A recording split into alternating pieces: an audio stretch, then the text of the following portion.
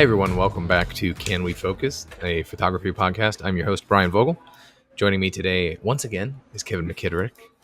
He's been gracious enough to come back, even after all the disagreements we had on the last episode. So I think we've settled all our issues, our differences, and we can move on. I found a willingness to put them aside at the very least. I sent him $50 on Venmo with a note that said, "Please, I miss you." He rejected it. It's not that it wasn't reciprocal, it's that I felt undervalued. The note said, "Do better, pal." It feels like every birthday that I had growing up where like my grandparents would send a card with a check in it for $5. Like you took the time to write out a check for $5. Thank you. Thank you. This feels so nice. The other grandparents sending checks for $25 and you're like, who really loves me? You know? Yeah, no, and 100% my love is for sale. Make no mistake. Oh yeah, absolutely. Brand loyalty. What is that? So Kevin, you are Kevin and I went to high school together. And we did. We often fought over the same girls. They never got out of the way. I don't know. Like we're trying to get to lunch. We don't want to talk to you. Just get out of the way. What year did you graduate? 05. Were you 3? I was 3, yeah. That's disappointing. I'm 40. That's embarrassing old. For you, honestly. So old. Imagine being 40. Couldn't be me. Couldn't be me. It was crazy. They're like, you're gonna wake up one day and your body's just gonna hurt out of nowhere. And I'm like, that's not true. And they're right. And like my arm, like it just hurts for no reason. It feels like a tennis elbow. And I'm like, okay, maybe I should like take a break from the gym so it can heal. No, it got worse. So maybe I have to go back to the gym and do more. That was a really slick way to say you spend a lot of time in the gym. It was. I had in my notes. It's like make sure you mention the gym. But like, as if this shirt and this neck wouldn't do it enough. Yeah. Anyway, I'm gonna slow down going to the gym. I just do shoulders and neck. That's all I do at the gym. I expected as much. Good. Today's neck day. So Kevin, what are some of your how did you first get into photography? How did you first get into being Kevin? Oh my God. A series of traumatic events that all combined and coalesced into this massive dysfunction. I don't know, man. I think any sort of creative endeavor starts similar for all of us. Right, there's the first, everybody takes pictures, especially now. We're 2025. Everyone's a professional photographer. Everyone has their phone, and everyone loves sitting like, I took such a good picture with no idea of composition, context, or anything like that. And like, yeah, you can still take a pretty picture and be proud of it. But I was raised to believe that everything I did wasn't good enough. So it's always has been, and still is very hard for me to see people like, look at my pictures. I'm like, this is bad. But it's not about them. In my own stuff, I would take a picture and be like, okay, if this is a good picture, why is it a good picture? Why do I understand it?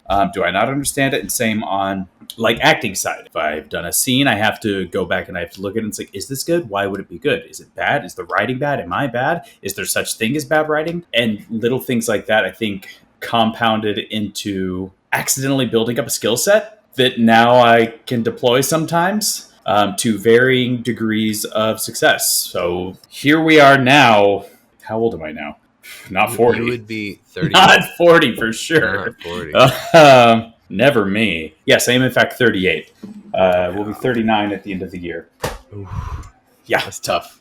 That's tough. But yeah, there are a few fields in which somebody is able to, in 2025 it's harder and harder, but somebody's able to still sort of be creative, but make a living out of it and not just, sit in the cubicle all day because I choose death. But yeah, this is playing around where I can. That's where we are. That's how we got here. Excellent. I mean, I get it. When people show me photos also, I'm like, it's a good snapshot. I like to use the term snapshot. It's like, it's a picture. It is a picture. And yeah, your kid's ugly. No. I have better models. That's when I pull out my phone and I'm like, look at my kid.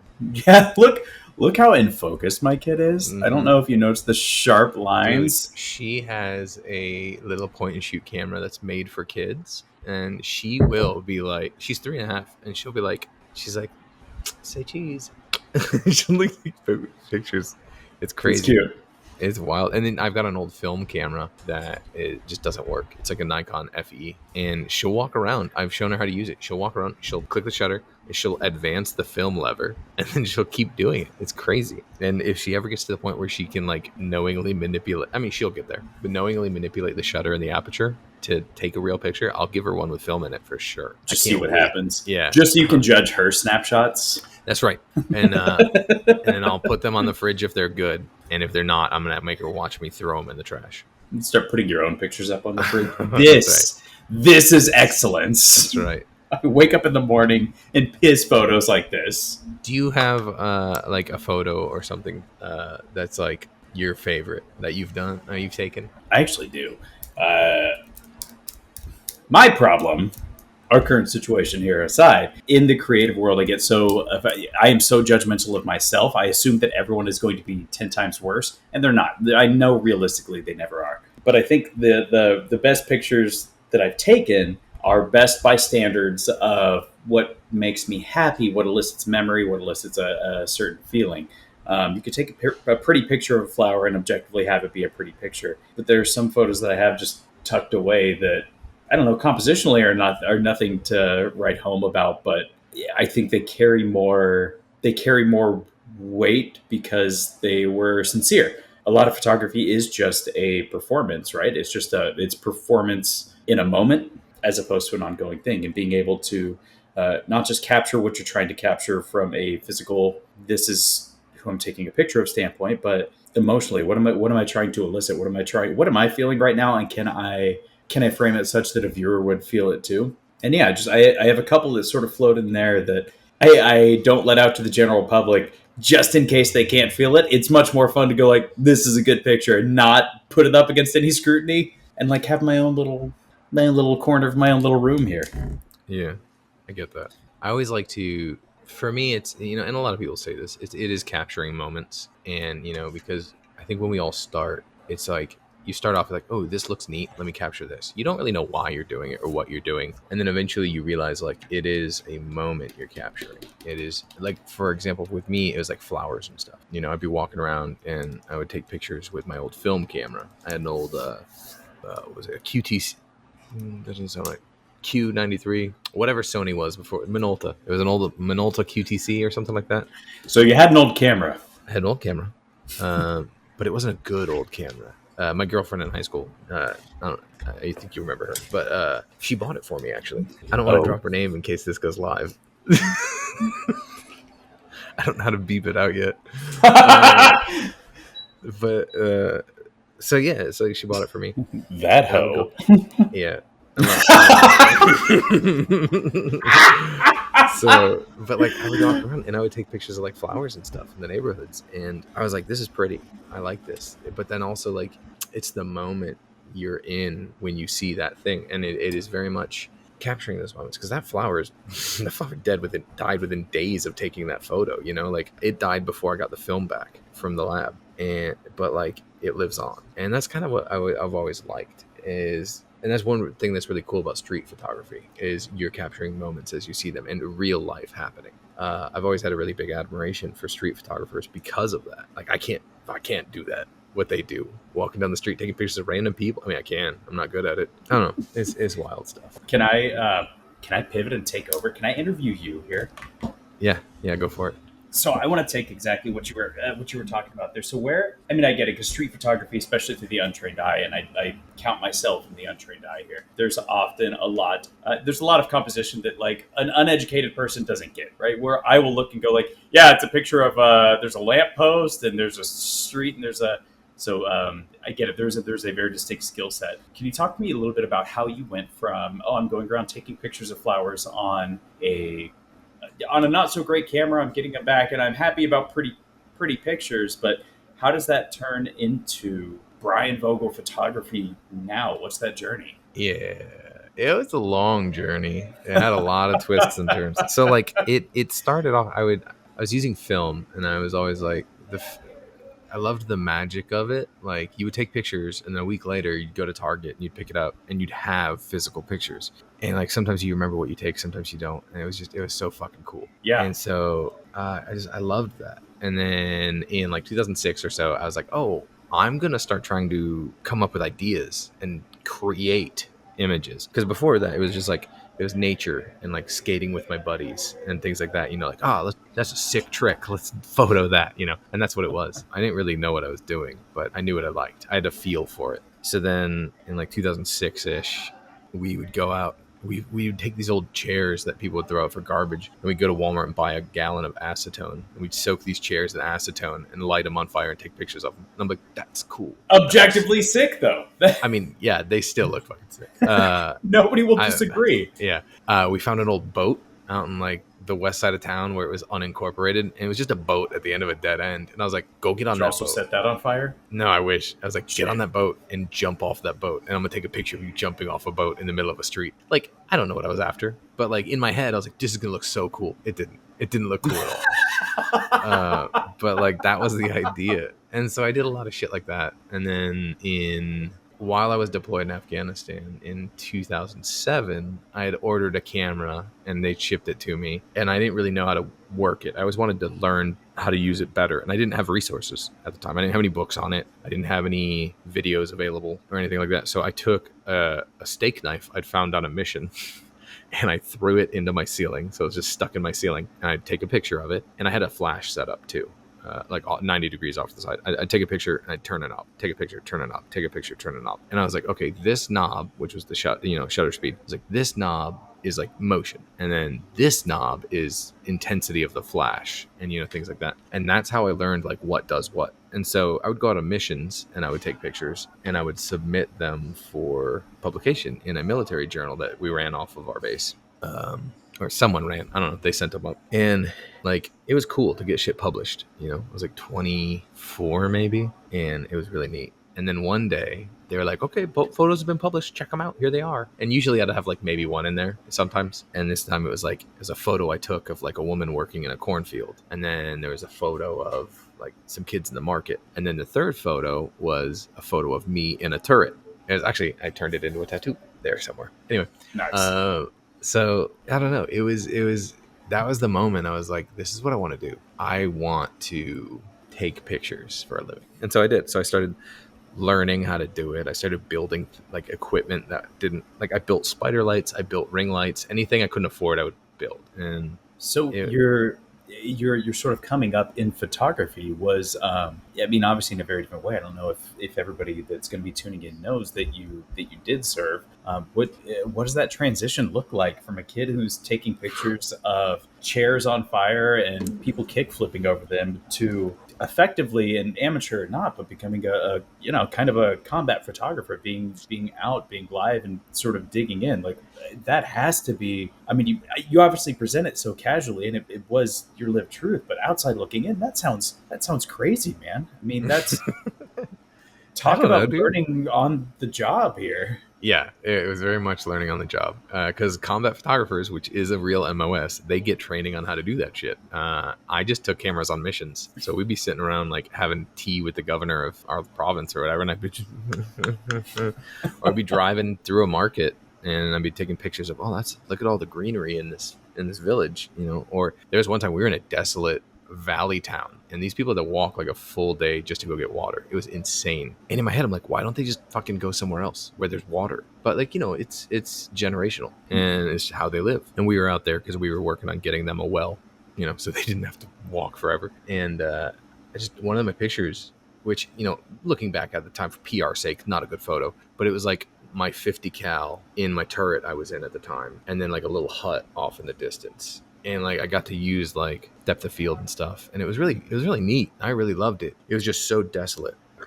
There was nothing around except for like me, my turret, and this house. And like, I don't know, that place kind of always stuck to me. But transition was fine. It was still like this is a cool looking thing. Let me take a picture of it. It was documenting those moments. Well, how much of that do you think, having such a unique, not just excuse me, not just introduction to photography, but a landscape, the life around. Then obviously, even the idea of political climate applies to you in such a unique way that the vast majority of people don't understand. How much of that do you feel like has shaped or is still present in your work now? Did that sort of change your mindset of like, shit, if I can take pictures in the middle of missions moving around on a 50 cal, then what is it to go now set up in a fuchsia Yeah. studio with the royalty, with the throne of royalty behind you? Like that's Everything's a lot less stressful. I mean, I still get stressed out about client shit. Anytime I take photos for a client, I will constantly like be anxious about it and think like they're gonna hate these until they see the proofing gallery and they're like, got them, thanks. And then I'm like, okay, they don't hate them, cool, I can relax. But like end of day stuff, it's like you realize things are so much less important. I don't want to say less important, but like things are a lot more chill. Like it's not end of the world over stuff. Big picture things. Like once you've seen the world and you've been on the other side of the world and how the other world lives, and this goes for just traveling to like Europe too, even just experiencing a different culture that's based in a different belief system, it changes everything. Everything's just like there's no point in fucking worrying about anything. It's just like everything's gonna be fine. You can make everything okay. It's gonna suck for a bit when times are hard, but like it'll be okay. What's the worst that's going to happen? You could die. And well, I mean, not in photography. Worst that can happen is you just go home. You don't get the job.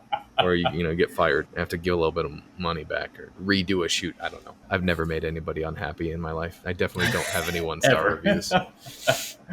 No, but that's a really cool mentality, and I think a mentality that a lot of people a lot of up and comers can borrow from, and maybe not having the exact same level of I guess juxtaposition in their lives to be able to measure that. But I think it's important to know any creative endeavor is going to be filled with rejection, right? It's Oh, filled yeah. with rejection, with fear. I mean, even now, if you're doing pictures that are not about this is my creative drive, I am just doing this for a paycheck. I mean, do you still feel like a rejection of that photo is almost a rejection of you as a person?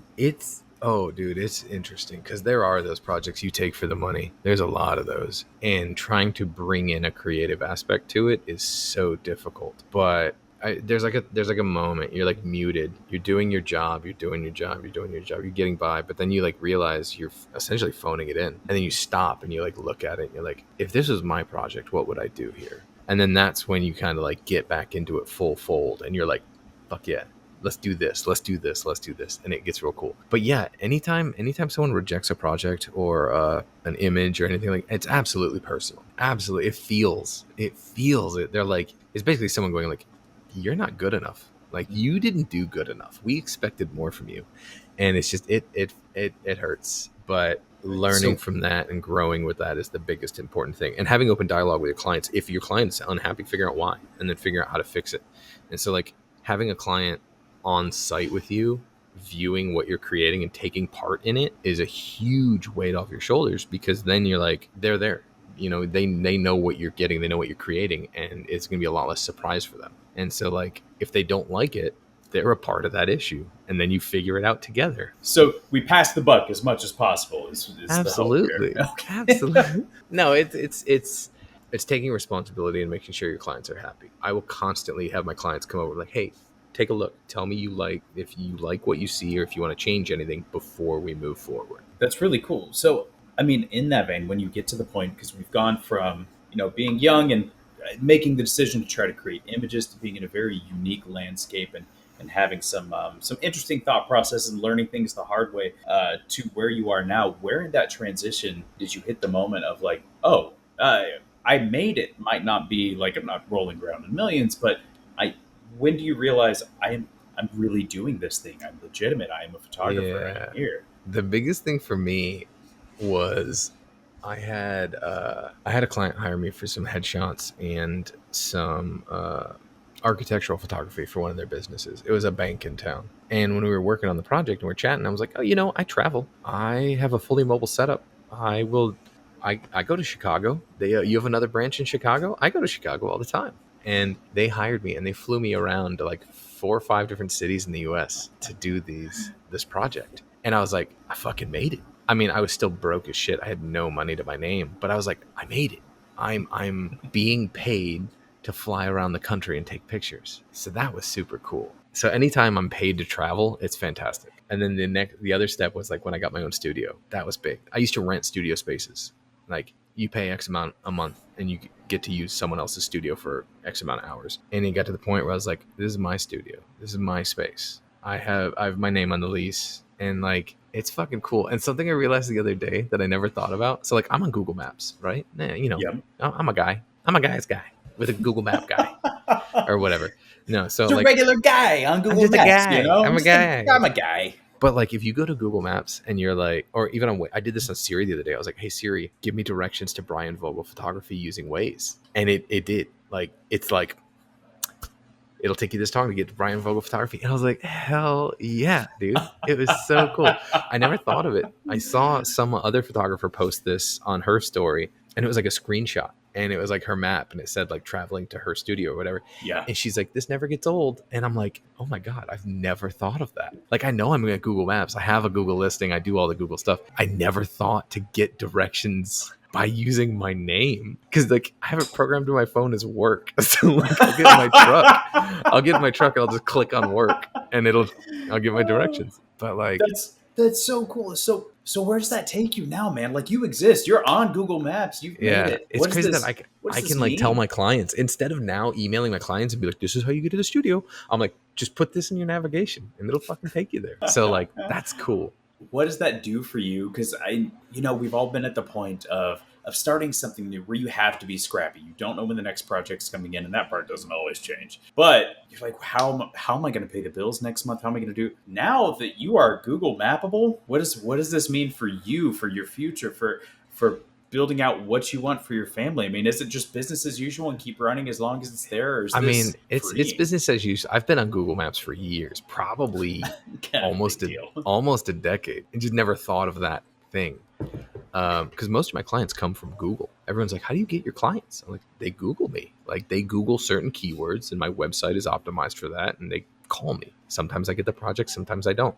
Sometimes Rob Greer gets the clients. Rob. He's above Rob Greer. He's above me on Google Maps. He has been for years. He's a good photographer. I mean, how's his chin? Because we can handle this.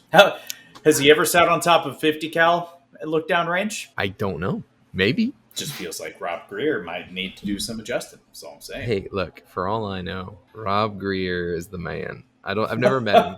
He's nice online. We're in a lot of the same photo groups, and he calls people out on their bullshit. It's great.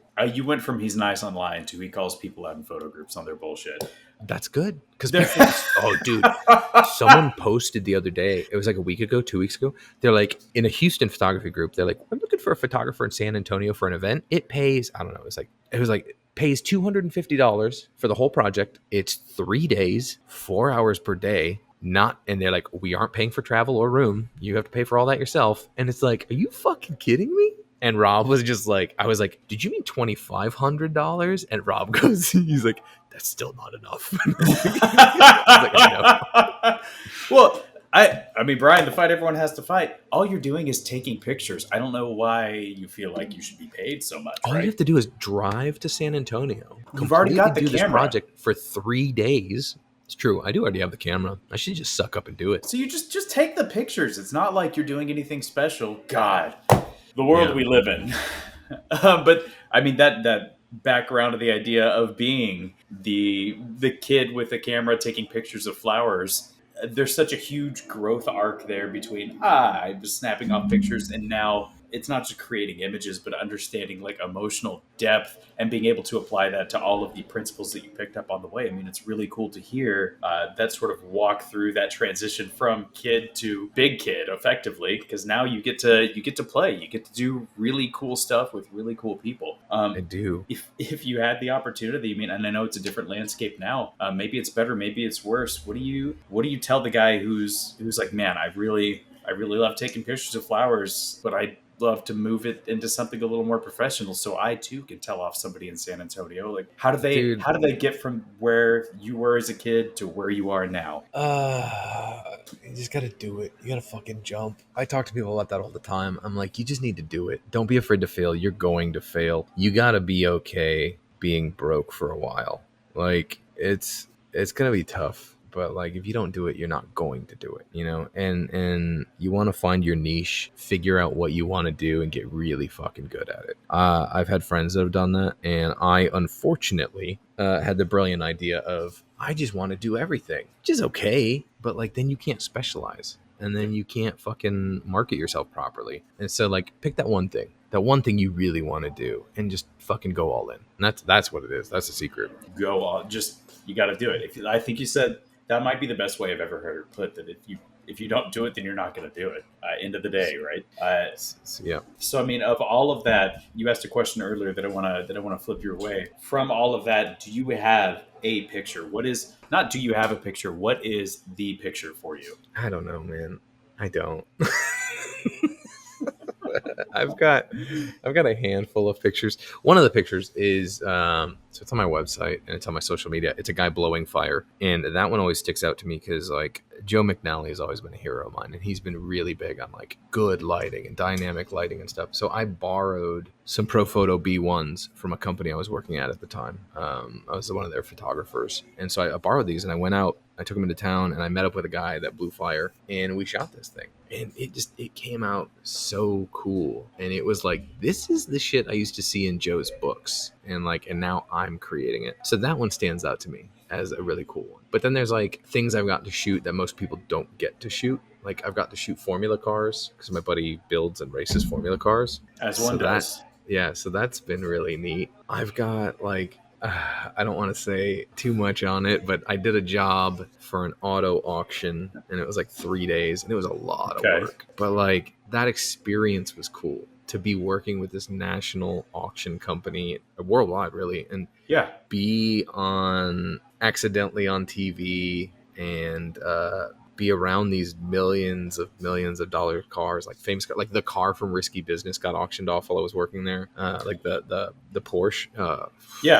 So like I have the underwear from Risky Business. That was all I could afford. Yeah, so and I'm pretty sure it's a duplicate. Yeah, so nothing I'm gonna put in my book and be like, oh, look at these photos I took. But it was more the experience, you know. And then there's no one, you know. They're all moments. Like they're all different kind of things. Well, so after all the time doing this, what still gets you excited? What do you have Money. going on? Money.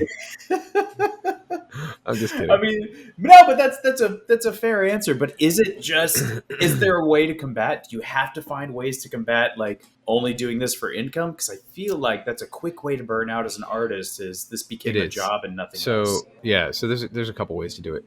So like if you're a headshot photographer and you're only doing headshots, find something else to shoot in your free time to keep your creativity going, or find ways to make it more creative so that way you don't burn out. I shoot all kinds of stuff. Most of my stuff is commercial work, but what really gets me excited about like work projects is when a client is trusting me in my process and they say, this is what we want. This is what we want to achieve. Do it for us. And I'm like, cool. These are my ideas. Tell me your ideas. Let's mix them together and see what works. One of my biggest clients, they do that with me all the time. They're like, this is what we want. We have to do this. But what else do you want to do? And I'm like, heck yeah, let's knock your shit out. And then we're going to move over to this and we're going to make this cool looking stuff. And that's what it's about. And there's different ways to do it. You can pitch to a client. You can have a client pitch to you, or you can be like, this is your brand. This is what I see for your brand. Let's try this. And sometimes they're like, yeah, let's do that. And that's very cool. There's a really cool videographer here in town named Chris. He just did a spec ad for one of his restaurant clients. I guess they wanted to try out some new video commercial stuff. Rooney. And so he was like, hey, client, you want to do this with us? And the client was like, yeah, let's give it a go. And shit like that's awesome. It's so cool. That's really neat, man. I mean, it seems like not to just completely put a capsule on your full experience, but it does seem like, I mean, driven by the two part to your point, if you're not going to, or if you don't do it, you won't do it, with continuously trying to learn new things. I mean, even going back to being in Afghanistan, throwing that knife and just seeing like, what does this do now? Taking that same mentality and tracking it into a professional landscape to where, frankly, it gives you a more lucrative outlay, right? You're not just another photographer. You're a guy who is trying new things, wanting to experiment, wanting to get out of his comfort zone, which only gives you better photos for your partners. And I think that's super cool. And speaking of trying new things and whatnot, I I've think been feeling tried, that's baby. right. I want to try a different background color. Ooh, Let's see. I dig the fuchsia. I do too, but my brand is technically red and white, so I kind of that's not red. That is not red. That's not red. Who did I'm that? good at this. I am so good at this. Immediately, I knew that wasn't red. Is that red? It's bright pink technically. I could do RGB. Let's just go 100% on red, 0 green, 0 blue. That's red. That is who's been painting my backdrop red. How about this is 50%? This is 9%. Thank you. Ooh. Good. There's a subtle red. This is you are either sneaking up on somebody in an old film noir movie, or you're in a nightmare and you can't escape. Yeah. Yeah. Oh, tell me about it. I think we found the right brand. Yeah, tell me about it. Well, that's beautiful. And I mean, that really sort of covers everything we wanted to. What do you have going on? How should people find you? How do people keep up with the cool stuff that you're doing and the new things that you're trying? I don't know, dude. I'm so bad at that stuff. Obviously, Instagram. Behind BVP, behind _ BVP. But we'll link that in the comments. I'm hoping to start actually doing these podcasts and being more active on social media like you're supposed to be. It does take some of the fun out when you're supposed to do it. Dude, it's so hard. So if anybody wants to do my social media for me, I will pay you so poorly. It's a standing offer. If I can, I'll buy you double lunch down one day a month. I'm willing to pay you even less. Oh man, than Brian is. So you have options out here, people. So Kevin, I want to thank you for joining me on my podcast where you interviewed me. Let's see, I don't know how I feel about this. I wish I could do. Oh, that's just a clean look on its own. That like white and light blue. That one. Yeah. I mean, it's a cool look. Obviously, not for what you're going. That's just like. What if I do this and this? Wait a minute. Then it's yellow. I'm crushing the name the colors game. You sure are. Good job, big guy. Sun's getting real low, big guy. There's a nice little amber. That is the color of your energy. There's another purple. I'm just drawn to this purple. Whoa. I don't think you have to be super on brand with it. I think the purple to fuchsia works. It's a fun look. I can see all of the pores on my face. How about this? I'll make it the color of your skin. How about that? Is that the color of my skin? On my monitor, yeah. I am orange.